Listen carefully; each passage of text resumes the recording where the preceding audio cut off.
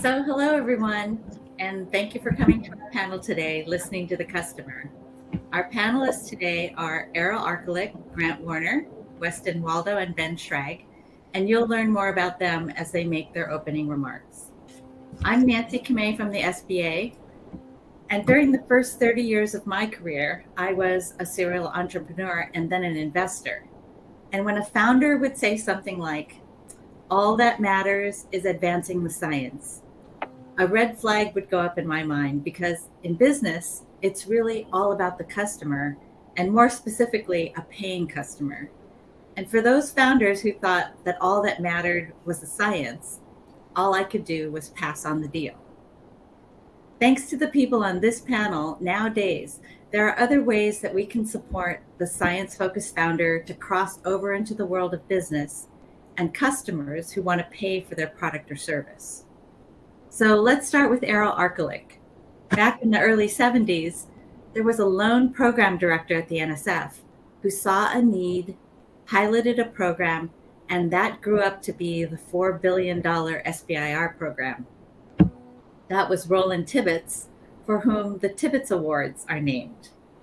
Someday, when awards are established around customer discovery and I-Core, they could be called the Arkalik Awards. Because Errol has a similar story to tell. Let's hear that origin story. Errol? Nancy, those are very, very kind words. I had the unique privilege of working with Roland Tibbets, or meeting Roland Tibbets at NSF while I was there many years ago, and just to be voiced in the same paragraph as him, it's a huge praise. Roland was a extremely had extreme foresight and was a remarkable man. Before his time at NSF, he was a venture capitalist, and in the 70s, he was tasked in part to build out what became known as the SBIR program. And I think that actually he would say even then that the critical role of the entrepreneur was really to assemble the resources to pursue the opportunities. And the critical role of the innovator was really to create the knowledge base to pursue that opportunity. And he emphasized when we spoke about the importance of really exploration. And I'll never forget the conversation that I had with him at NSF as a young program manager. Really remarkable man.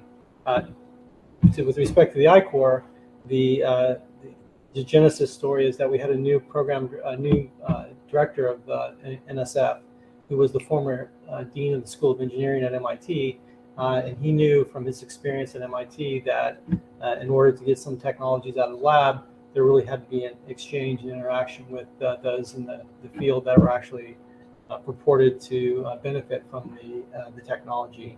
And my experience, having been at NSF for about 8 years at that point, was that most of the projects that we saw coming out of academic research labs really were launched in a way that didn't really benefit from a significant amount of customer discovery.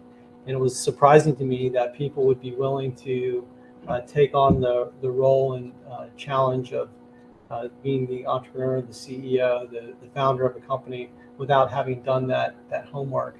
And so in the 2011-2012 timeframe, a bunch of us program directors got together and came up with the concept of putting together a program to really support that specific type of engagement, the engagement that a technologist has with the customer, and that was the beginning of the I-Core program.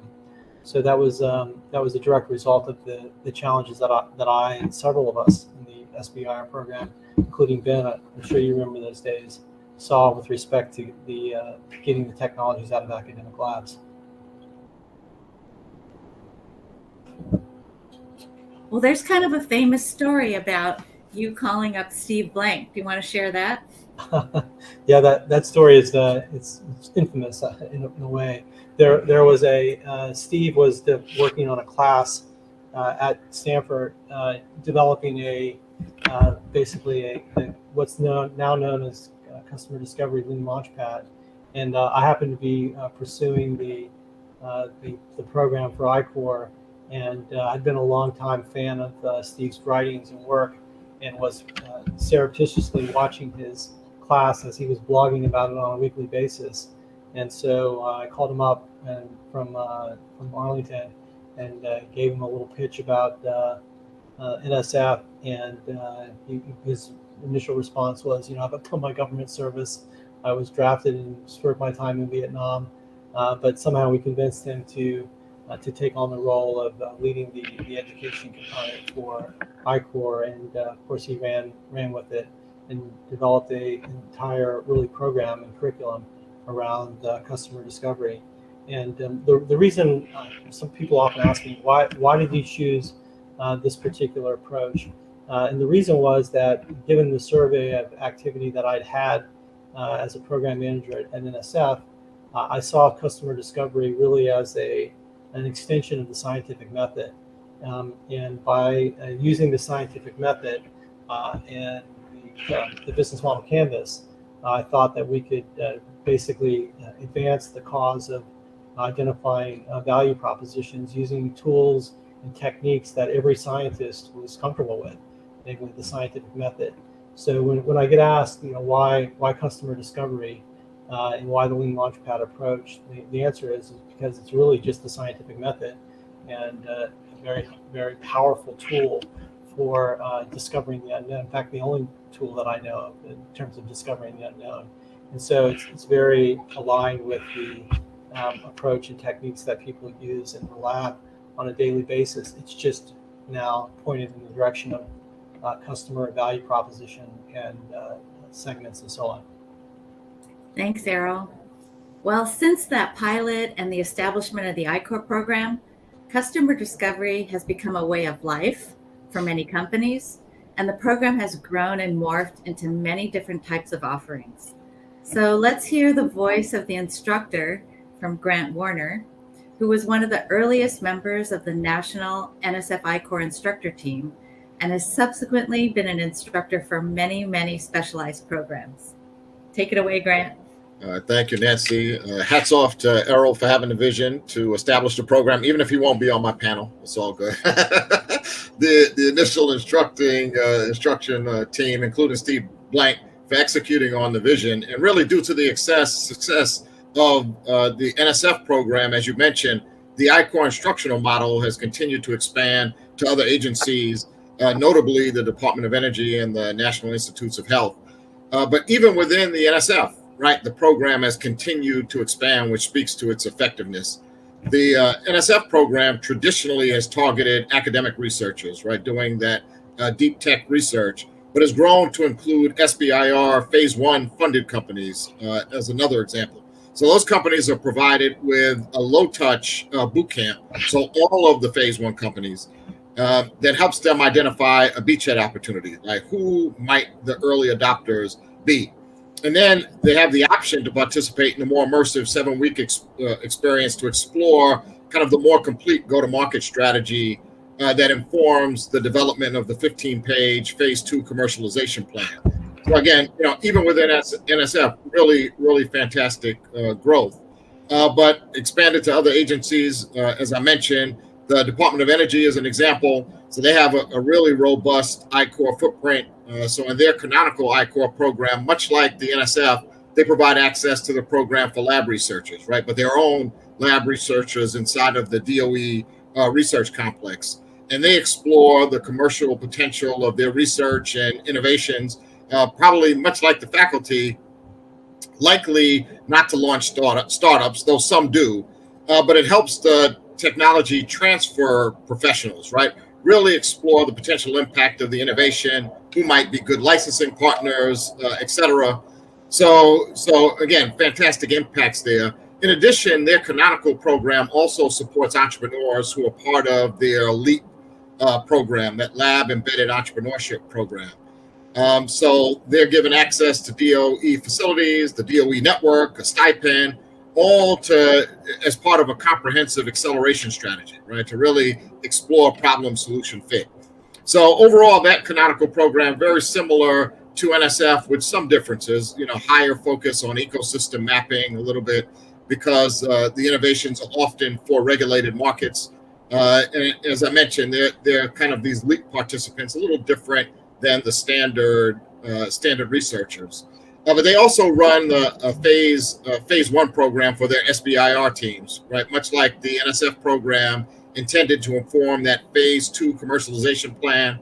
So it has a slightly higher focus on individual coaching than the NSF program. And there's always this balance, right? As we look at the programs between kind of the didactic approach, like, oh, I'm lecturing and teaching, and the coaching, right? Where I'm kind of responding to what's actually happening in your environment and providing direction. So there it's a little bit more individual coaching. Another big difference is they have an optional program that follows the extended I-Corps program, which focuses on the coaches working directly with the teams to translate their discovery into findings for their commercialization plan. So it's another follow-on 6-week engagement where we take discovery findings, apply them to the commercialization plan, look for gaps, and identify new opportunities for discovery. And then lastly, I'll talk about the NIH program. They focus only on phase one awardees, but they're a little bit different in that there are 3 verticals that they have: therapeutics, diagnostics, and medical devices, right? So NSF kind of takes all, brings them together. Again, NIH organizes around these verticals. Another difference is that it also has a different approach to instruction. So you have the traditional kind of I-Corps instructors who are really looking at the process, and they're paired with domain experts in each of the verticals, but otherwise runs really similarly. And then lastly, when we look across federal agencies, there are many that participate in I-Corps without their own stand-up programs, and they'll participate in an NSF program, for example. So I'm running an NSF SBIR cohort right now, and that has NASA teams that are sent, kind of from that agency to participate. Thanks, Grant.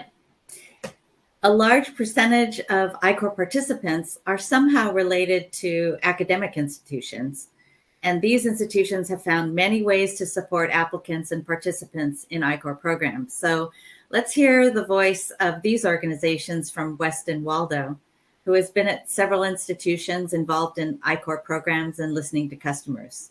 The floor is yours, Weston. Thanks, Nancy. And just wanted to say what an honor it is to be here on this panel. Definitely some really big players that are here, and such a wealth of information. I think really when I was thinking about what I wanted to say to really spark an interest in terms of listening to customers. First, I would share is really my role. Had the chance to be at several different universities, all different levels of federal funding levels and expenditures, and able to be really successful, I think, in terms of this I-Corps program implementation. And I think one of the big things that I was thinking about in terms of top of mind is really customer service is absolutely really key in terms of working with these types of teams, getting them ready to do the I-Corps program or anything like with SBIR and stuff like that. And so that was kind of the premise of where we started, was how do we create like the Disney-like experience for these team members to really get them ready and to succeed and to completely blow everyone out of the water with how good they are going through this program. And so really, we've created this cycle of programming of starting from all the way from the recruitment of a team to actually getting them ready to submit their proposal to I-Corps, preparing them for the interview, and then even what happens next after their I-Corps program, so engaging in SBIR and STTR. And so every step in the way, in terms of that process, having a really unique in terms of methodology to really engage these individuals. Because I think if you take a step back in terms of listening to your customer, at least what our customer is, I think is the faculty and their graduate students, you also have to kind of put yourselves in their shoes, where you can imagine asking them to do these types of activities puts them way out of their comfort zone. And so to be that voice and also to be that liaison to essentially walk them through is really, really critical. And all this stuff that Grant and Earl and everyone has been talking about, my belief is the higher that you can prepare a team, the more likely that they are to succeed. And so really, that's really kind of the premise of what we've been doing in terms of that, to find people to work with, prepare them to execute, and really make sure that they have a great experience going through this, no matter what the outcome is of their journey. One of the things that I'll mention before passing it back to Nancy for the next person, the schools that I've been a part of. So a quick thing about me. Originally, I started my career off actually working at a theme park. And so the way that I actually got into this space was I had a close colleague, my friend, his dad worked in a private equity and venture capital firm. And so invited me to, at the very least, work in the office over the summer to start. And so in my mind, hey, this is a cool place to work. It beats staying outside. And so that was essentially how I got into entrepreneurship in terms of that realm around it.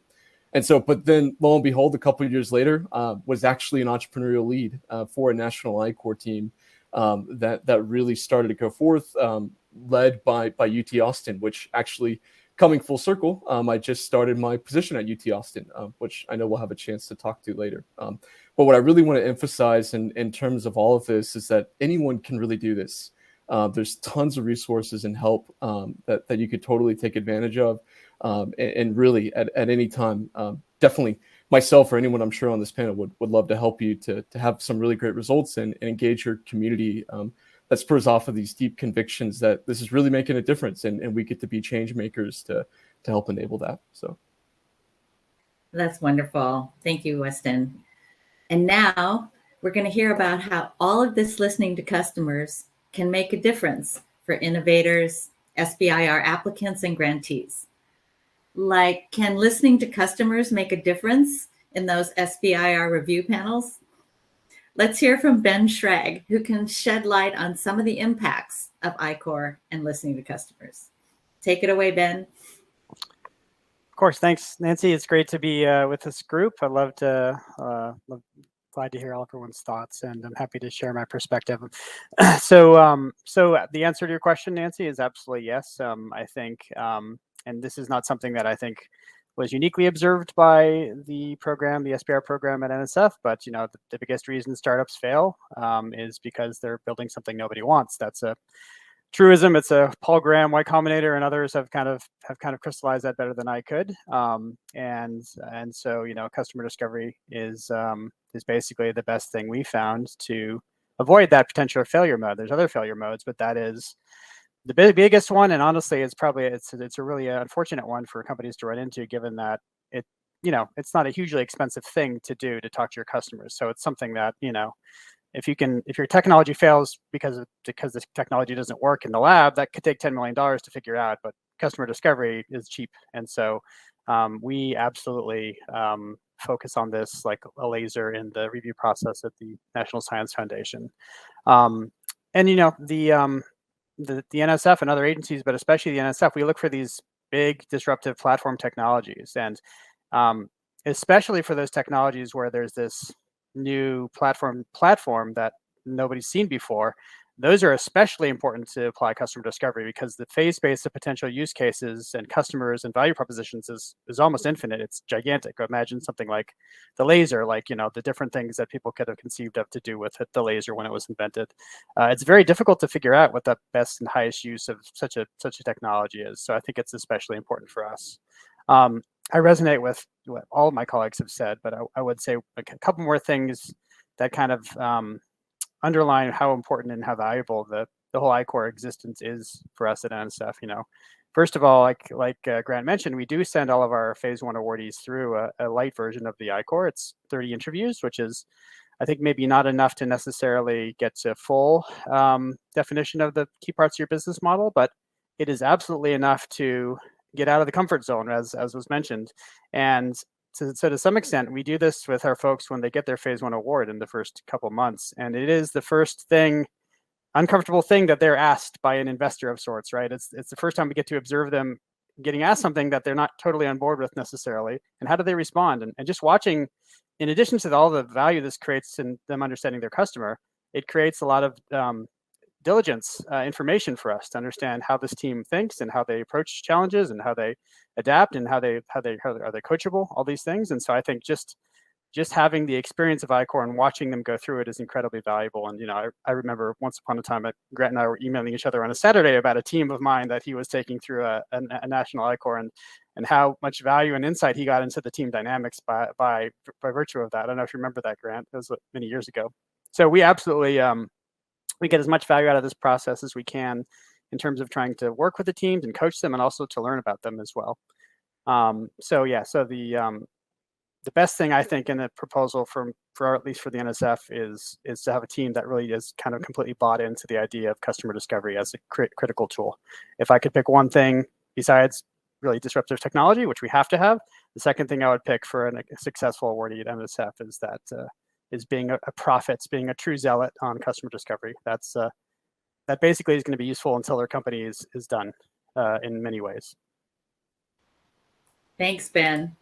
Well, I want to express gratitude to all of our panelists today for everything you do to build the bridge for innovators and company founders so that they can make that crossing from the world of technology to the world of business. And now, as a panel, we're going to pivot a bit and let each of the panelists share how listening to customers is part of their day-to-day life, or anything else they might want to share with this national audience of members of the innovation ecosystem. So let's start with Weston. Yeah, thanks, Nancy. I think one of the really big things to share with the audience is just start engaging with your community. I think there's a lot of really low-hanging fruit, practical ways to just reach out and figure out what are their problems and how can I help you solve them. Especially whether it's regarding the I-Corps program or whatever that they're at in their startup team journey. I think that's a really awesome practical way. And then whatever they tell you, like, really help them, not just talk about it or anything like that, but actually engage and get into the weeds with them to start and really care about that. So I think that's the first thing, is just, I feel like we talk about this a lot, and it's super easy to say all these things, but it's another thing to actually go out and do it and execute on this. And so anyone in the room, I would totally challenge anyone that's listening to our panel today, I reach out to us. I think there's ways, if there's bumps in the road or whatever that you may be struggling, we may be able to actually help you overcome that to take the next step. So I hope there's a lot of action that's spurred out of this, and hopefully we could be resources to help you, to whether sending your next team to the national program or whatever it may be. I definitely would encourage you all to be very action oriented and start to do something and reach out and help. So. Thanks, Weston. How about I kick it over to Errol? Thanks, Nancy. So with respect to my current role, I'm the Chief Innovation Officer for UC Irvine. And University of California, Irvine is an R1 institution. That means that we use research primarily as a vehicle for education. And in my role as the Chief Innovation Officer, I'm responsible for managing the IP portfolio of the campus. And what we are focusing on here really is using the tools and experiences and knowledge I've gained from customer discovery, specifically to empower the teams coming out of academic institutions with IP. And the principles that we use are directly derived from the principles I've learned through my years at NSF as an SBIR program manager and then as the I-Corps program manager. And they are basically this. Every exchange that we have here at the office revolves around leading with curiosity, following up with experimentation, and then building through collaboration. In my experience, that if you do those three things and you follow the principles of this is what I thought, this is what I did, this is what I learned, this is what I'm going to do next, you kind of drive yourself to success, or at least to the ground truth about why your business or opportunity is going to fail. And so those are all elements that are driven, baked into really the scientific method. And I just want to emphasize one more time, lead with curiosity, follow up with experimentation, and build through collaboration. And if you do that, the probability of success, in my experience, goes way up. Terrific. And Grant, what do you want to share? Okay, so I'm going to pivot off your question a little bit, but it's all related, all related. So, I've done a lot of work over the last few years, particularly on inclusion.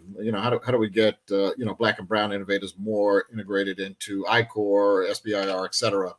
And it's interesting. One of the things that Errol was saying about this curiosity, experimentation, and then collaboration, because oftentimes what you find is that when people want to partner, they're really focused on their own objectives, right? So I might go to an HBCU and say, well, if you just share your students, like I'll meet my objective. I haven't really asked about what your objective is, but kind of I'll be able to check the box. And I want to take my hat off to NSF in their approach to how they're trying to solve the problem, because I do think it was led with curiosity, involved some experimentation, and was built on collaboration. You look at what they've done with GEM. Again, very early on in the program, there was an issue with representation. They started to explore, well, how might you do something about that? And didn't go to GEM and say, hey, give me your fellows. It was, well, let's explore what a solution might look like, right? What assets do you bring to the table that we might experiment with, right? And see if we could be successful.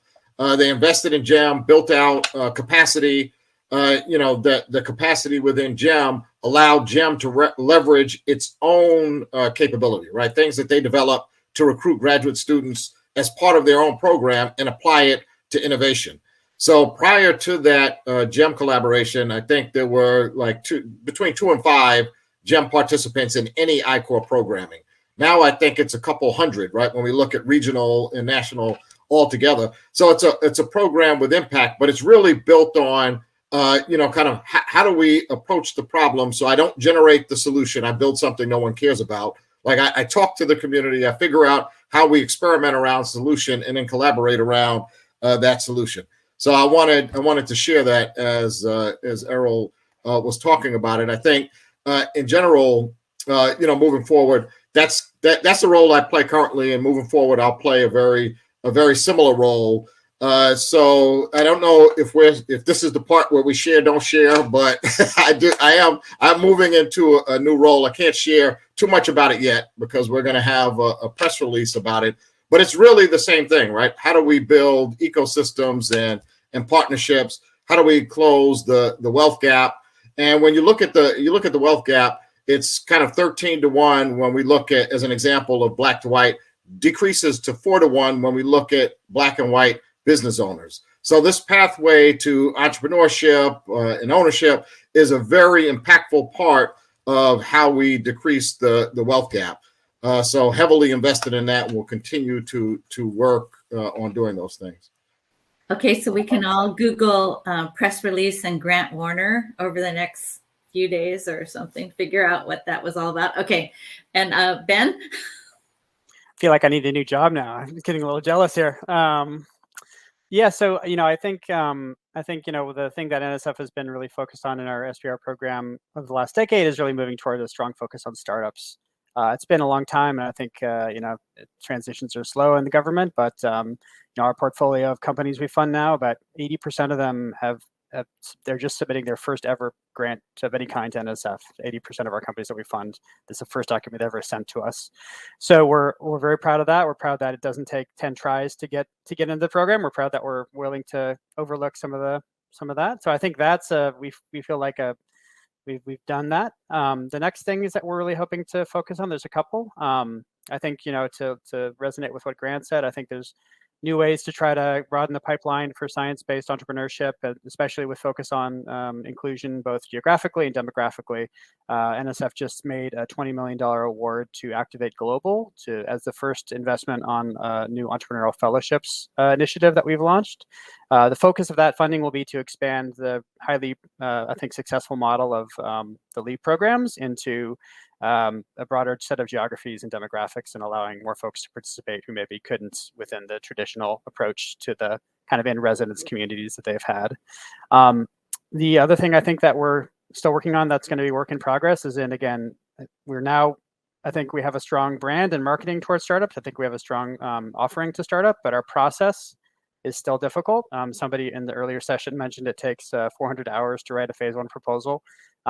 I hope it's not quite that much to NSF, but it's a lot. It's definitely a lot. And I think we need to really kind of mark to market our process with respect to the types of community and types of companies that we're trying to fund, and really make it match up with these kind of early stage, agile, fluid companies that we're trying to attract. We can't. We have great curb appeal, but then when they come inside the house is a little bit needs a little bit of renovation in terms of how the process works. So I think that's the next frontier for NSF, and it's trickier to do that just because the government has a lot of regulations. But we have a very, very strong advantage in that we have a new directorate at NSF for the first time in 30 years, called the Technology Innovation and Partnerships Directorate, TIP. With really visionary leadership to try to do things in new and better ways. And so that will be the hopefully the platform from which we can make some disruptively improved processes, both for SBIR and for other programs in the foundation. So stay tuned. Thank you. And if you've been following the chat, there's a lot of shout outs to the panelists for being so amazing. So thank you for all that. And there's a question here from Margarita, looking for advice about how to engage faculty who might have an amazing idea for a grant, but they have some fears, like about losing their freedom, or if they get overwhelmed on this entrepreneurial journey. So it's a question about how do you help faculty either work through or get over their fears? Any thoughts on that? I can jump in first. I suspect Errol and I will be singing the same song on this. Maybe all of us will. I think that most of the time when we see our companies successful, the faculty members have a huge role to play, but it's oftentimes not as the lead entrepreneur. It's certainly true that I think faculty members have all the tools to become very strong entrepreneurs, but it's hard to do that with a full-time job. You really have to have the lead entrepreneur be full-time. And so the most common model we see, we've had 42 companies in our portfolio over the last 6 years that have reached an valuation of $250 million. And looking at that small set of successful companies as kind of a data set, we see that out of those 42, none of them have a lead entrepreneur who has another day job. They're all, and most of them are led by recent graduates and people who have recently stepped out of graduate programs and postdocs. So about 37, maybe more than that of them, are led by first-time entrepreneurs who have just very recently jumped out of a purely academic or science-based role. And so I think that's a strong model. Not every model works the same way, but I would suggest to the faculty member that they try to build support around that from their institution, from students and from postdocs, and that they try to find a role where they can be an advisor, a scientific mentor to the company, and let someone else take the reins. Yeah, I'll double down on that if I may, Nancy. That data that you just shared, Ben, is very valuable. We have similar experiences in years of supporting academic spinouts, but it's nice to see the data behind it.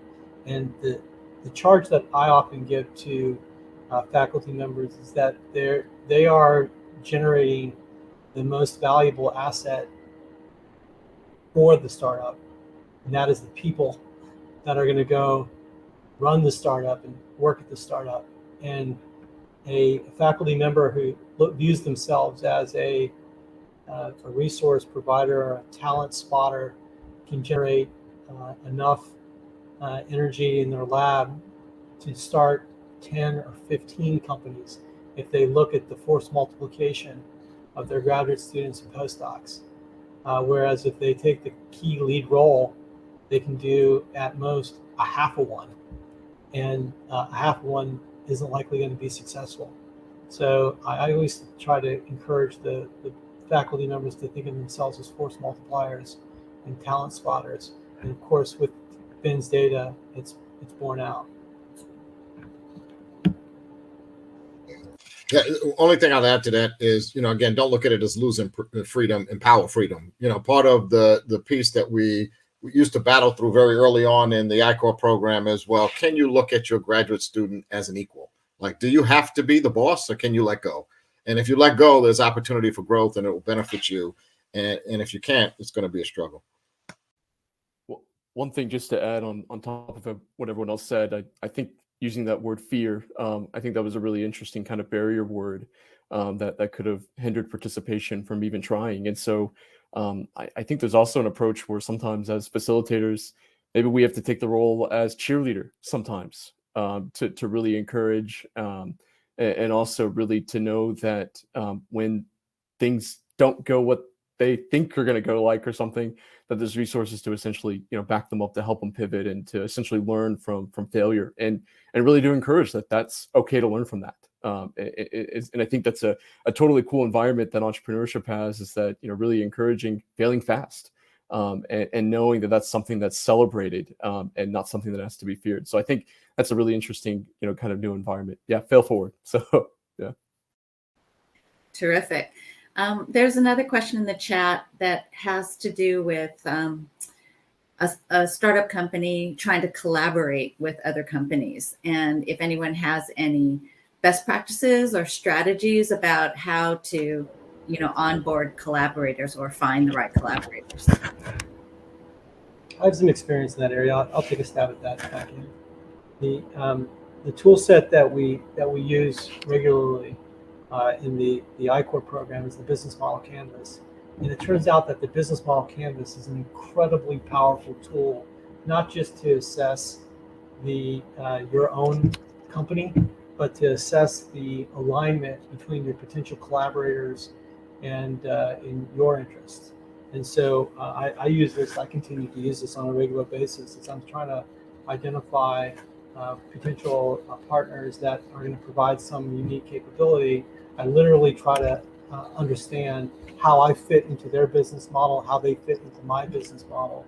And when there is alignment between those two interests, collaboration is super easy because naturally you're pulling in the same direction. And when there's a misalignment in those business models, no amount of legal or no amount of talking or no amount of anything can really bring alignment to that. And in that case, collaboration is incredibly difficult. And so I go back to first principles and I ask myself, what are the alignments of our interests? And if there's alignments of interest, collaboration is fun. I mean, it's like playing a game with your friend that is, you both agree to the same rules, and it's rewarding and fun. If you're not agreeing on the same elements or the alignment isn't there, it's a nightmare. Yeah, agreed. Not a lot to ask, but we do kind of in I-Corps kind of eating our own dog food when we talk about partnership. We put up this grid and say, well, what are you giving and what are you getting? And when you evaluate those things, are they equal, right? Are you getting a lot and giving a little? Probably not going to lead to really great collaboration and partnership, right? So it's really beginning to evaluate, just like Errol said, kind of what's the alignment? What are the things that they value, and kind of is there a basis for a partnership? One thing just to add really quick to that, and totally agree with all of it, but one thing that I think is interesting, especially for those that are in the audience that are from not from big cities or that have these really robust metropolitan areas to have access to these partnerships, you've got to knock on a lot of doors too. So for context, I came from Arkansas, and then prior to that from Lubbock. And I mean, you could count with one hand how many venture capital groups and even investment groups that there were in the entire state, let alone the city around it, versus now in Austin. I mean, just today, I could meet with 3 to 5 different groups coming to me, not having to even go to them. And so I think I want to put that into context for those that are in the audience, where, especially if you're from smaller communities, having those mutually beneficial goals, but then also you're probably going to have to knock on a lot of doors, and don't give up. You're definitely going to probably hear no more than yes. And that's okay, because you know that this partnership is probably essential for your community, to really help your startups take the next step. So just want to put that into a frame of context where it's hard. It's really, really hard, and you'll probably hear no more than yes, but it's worth it to keep on going. So, well, that's great, and I think we are just about at time, and so I just want to again thank all the panelists for coming today. It was an awesome panel, and can't wait to see what you all are doing sometime soon. So thanks everybody for coming. Thanks everyone. Thank you all. Thanks for having me.